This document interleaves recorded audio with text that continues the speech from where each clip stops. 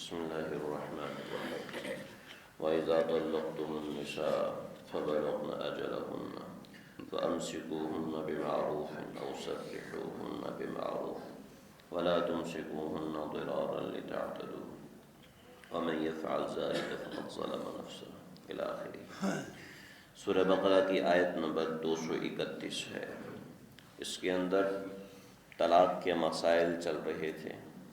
یاد رکھیں کہ قرآن مجید میں ہر قسم کے مسائل ہیں، ہر قسم کی چیزیں ہیں، اور ہر قسم کی چیزوں سے ہر آدمی کو دلچسپی بھی نہیں ہوتی، ہر آدمی کو دل بھی نہیں چاہتا کہ میں یہ چیز سمجھوں، میں یہ چیز سیکھوں، لیکن آدمی کو یہ سوچ کے سیکھنا چاہیے، سمجھنا چاہیے کہ اس کے اندر بہت بڑا فائدہ ہے، ایسا بڑا فائدہ ہے دنیا کا نہ ہو۔ بطور مثال مسئلہ سمجھ میں نہیں آیا، لیکن صرف اتنا سوچ لینا یہ بھی بہت بڑا فضیلت کا حامل ہے۔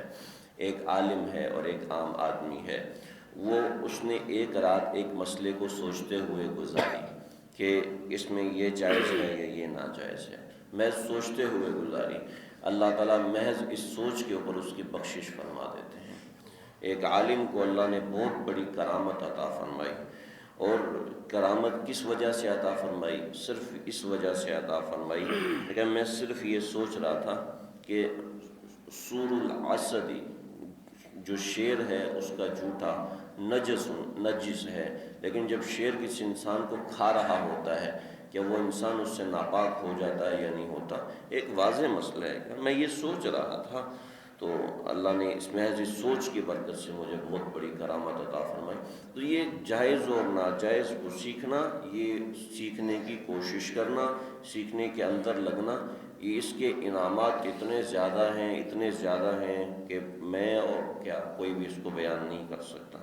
بہرحال وَإِذَا طَلَّقْتُمُ النِّسَاءَ فَبَلَغْنَ أَجَلَهُنَّ، طلاق کے مسائل چل رہے تھے کہ وَإِذَا طَلَّقْتُمُ النِّسَاءَ، جب تم عورتوں کو طلاق دے چکو، ایک یا دو، فَبَلَغْنَ أَجَلَهُنَّ، اور وہ اپنے عدت پوری کر چکے ہیں۔ عدت کا بیان پیچھے تفصیلی گزر چکا، 3 حیض عدت پوری کر چکے ہیں۔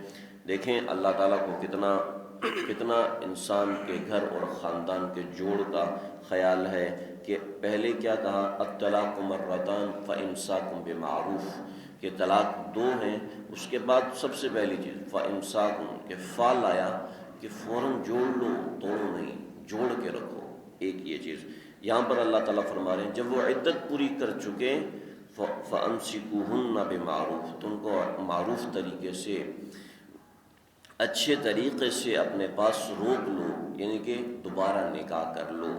أَوْ سَرِّحُوهُنَّ، یا پھر ان کو چھوڑنا ہے تو بِمَعْرُوفٍ، اچھے طریقے سے چھوڑو۔ وَلَا تُمْسِكُوهُنَّ ضِرَارًا، اور ان کو اپنے پاس اس لیے مت رکھو کہ تم ان کو نقصان پہنچاؤ۔ وَمَن يَفْعَلْ ذَلِكَ، اور جو ایسا کرے گا کہ بیوی کو اپنے پاس روک کے اس کو نقصان پہنچائے یا اذیت دے، ذہنی طور پر یا جسمانی طور پر، فقط ظلم نفسہ، اس نے اپنے اوپر ظلم کیا ہے، بیوی پر ظلم نہیں کیا۔ وَلَا تَتَّخِذُوا آیَاتِ اللَّهِ هُزُوًا، اللہ کی آیات کو ہنسی مت بناؤ۔ وَاذْكُرُوا نِعْمَتَ اللَّهِ، اور اللہ کی نعمتوں کو یاد کرو، علیکم، جو تمہارے اوپر ہیں۔ وَمَا أَنزَلَ عَلَيْكُم مِّنَ الْكِتَابِ وَالْحِكْمَةِ يَعِظُكُم بِهِ، اللہ نے تمہارے اوپر کتاب اور حکمت کی باتیں اس لیے نازل فرمائی ہیں تاکہ تم ان سے نصیحت حاصل کرو۔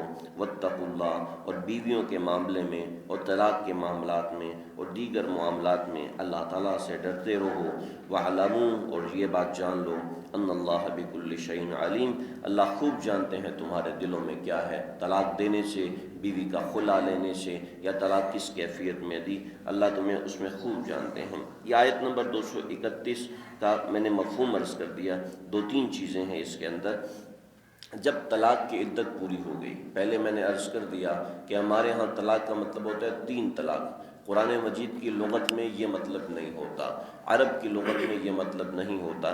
صرف چند ایک لوگ تھے کہ جنہوں نے اپنی بیوی کو 3 طلاق دیا، اور آپ صلی اللہ علیہ وسلم کا چہرہ غصے سے سرخ ہو گیا، اور بہت دفعہ ایسے ہوا کہ آپ نے ان کو ڈانٹ لگائی۔ تو 3 طلاق کا تصور ہی نہیں تھا۔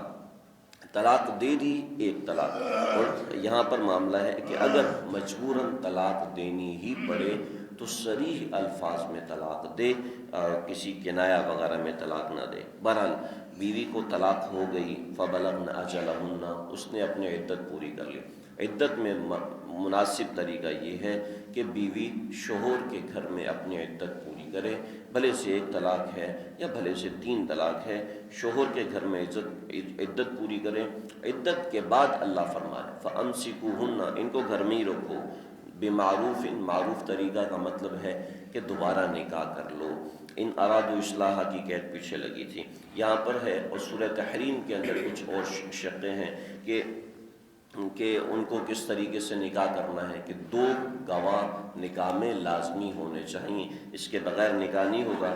جیسے کہ عدت کے دوران میں نے عرض کیا تھا 3 حیض کے اندر اس نے دوبارہ رجوع کر لیا تو وہ تو ٹھیک ہے، اس میں نکاح گواہوں کی ضرورت نہیں ہے، بہتر ہے وہاں پر بھی گواہ بنائے، لیکن سورہ تحریم کے اندر اس کی تصریح ہے، انشاءاللہ وہاں آئے گی۔ وَإِذَا طَلَّقْتُمُ النِّسَاءَ فَبَلَغْنَ أَجَلَهُنَّ فَأَمْسِكُوهُنَّ بِمَعْرُوف، تو اچھے طریقے سے ان کو اپنے پاس روکو، اور اگر نہیں روکنا عدت پوری ہونے کے بعد سَرِّحُوهُنَّ بِمَعْرُوف، تو ان کو اچھے طریقے سے رخصت کر دو۔ اچھے طریقے سے رخصت کرنے کا مطلب ہے کچھ نقد ہدیہ اور ایک جوڑا دے کر بیوی کو رخصت کیا جائے۔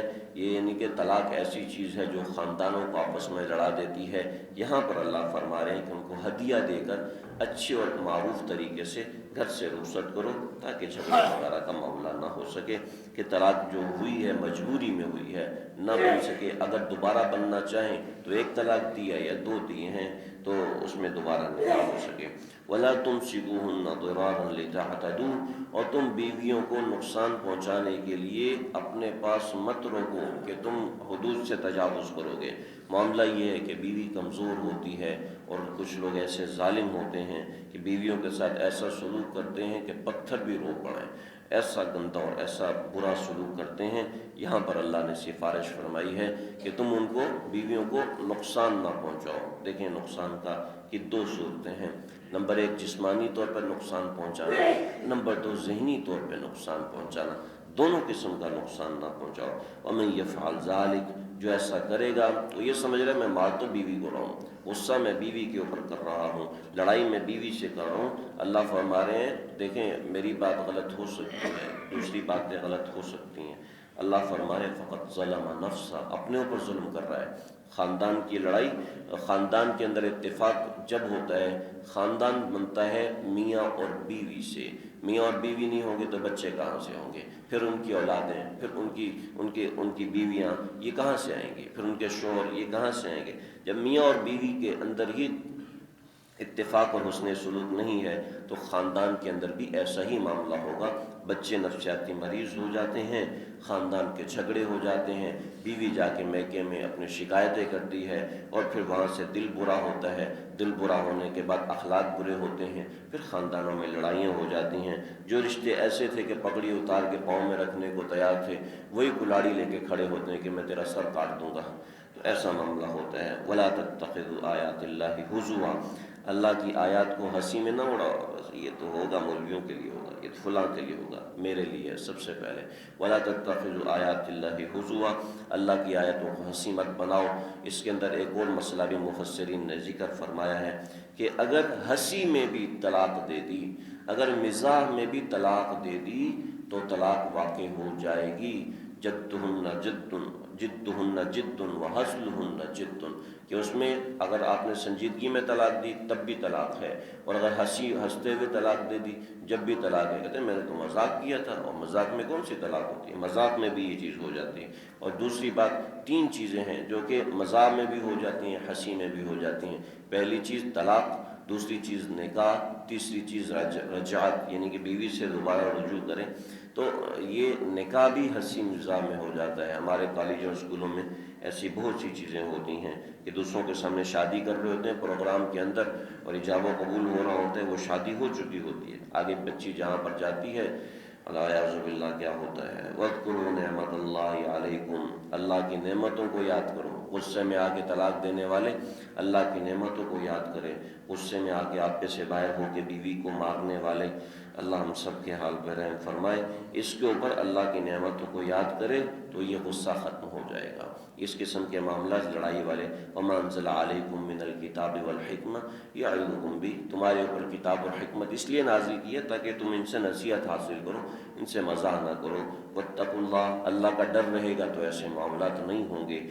وَاعْلَمُوا أَنَّ اللَّهَ بِكُلِّ شَيْءٍ عَلِيمٌ، یہ بات جان لو کہ اللہ تمہارے دلی ارادوں کو جاننے والے ہیں۔ کہ تو بیوی جو خلا لے رہی ہے، شریعت کی وجہ سے خلا لے رہی ہے، اپنے حقوق پورے کر رہی ہے، شوہر جو طلاق دے رہا ہے اپنے حقوق پورے کر کے دے رہا ہے یا نہیں دے رہا، اللہ ان سب چیزوں کو جاننے والے ہیں۔ اللہ سمجھنے